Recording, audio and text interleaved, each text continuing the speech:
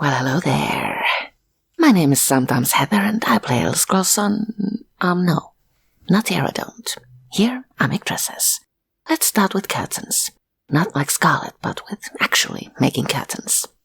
You see, I want to use the window in my sewing nook as a background for future product pictures. For that, I need a calm, creamy backdrop. My current curtains are light and grey, bordered with blackout curtains with a nice print of a city. I want to hold on to the printed curtains, but the grey ones have got to go. I'll replace them with a single curtain. For the purpose, I've purchased blackout fabric in light beige, 3 meters by 3 meters. Also, curtain tape. I've washed my fabric to make certain it won't shrink in the future. I'll start by evening out the top edge. I'll do this by pulling out a single thread from the fabric. This leaves a visible line into the material. Cutting along it gives me a straight edge. Sewing curtains isn't very difficult, but you do need to be precise. Every edge needs to be straight, every fold needs to be even. It's tedious work rather than challenging. Next, I'll attach my curtain tape. The tape will sit on the inside of the curtain. I'll place it to the wrong side of my fabric while tucking in the raw edge. Figuring out which is the right side can be tricky.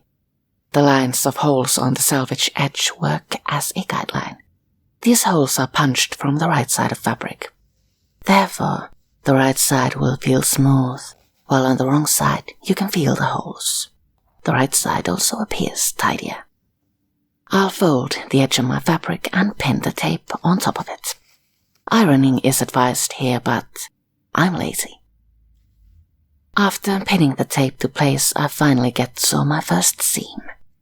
I suppose you're meant to follow the line here, but I'll sew as close to the edge as I can for a smoother finish. While I'm at it, I'll also secure the bottom edge of the tape to my fabric.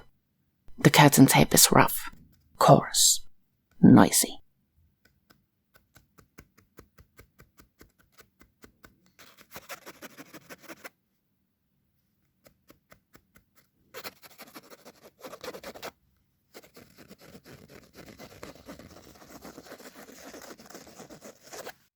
Sewing the top edge offered no drama, but the bottom edge was a bit more challenging. I should have pinned it down to make certain it won't pull, but, as mentioned, I'm lazy. Next time I make curtains, I will pin it. When sewing curtains, by the way, use a long stitch. This will give you a tidy finish. At this point, I wanted to even out the bottom edge of my curtain. We hung it up and I marked the desired length with a safety pin. Then I straightened out the hem using the same thread pulling method. I'll continue with the sides. Salvage edges can be used or cut off, whichever you prefer. I choose to leave them in, fringe and all. I want to use every inch of my width. I'll fold the edge twice and sew it down close to the folded edge.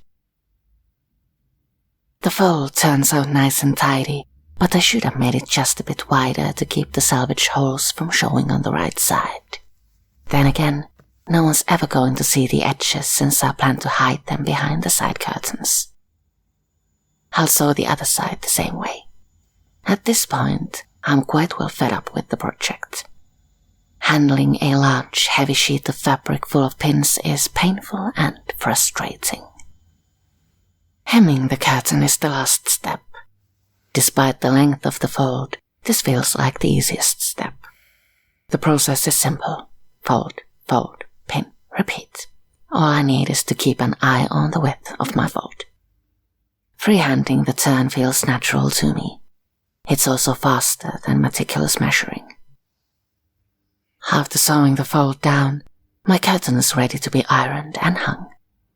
I've decided not to tell you about the mishap involving a malfunctioning iron and a melting blackout curtain, since evidence of it isn't that visible. I'll just leave you with the results. The creamy curtain bordered with images of a dark city sheltering my sewing nook from the scalding sun.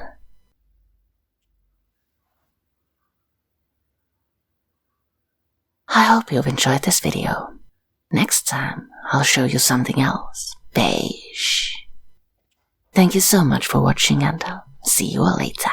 Ta!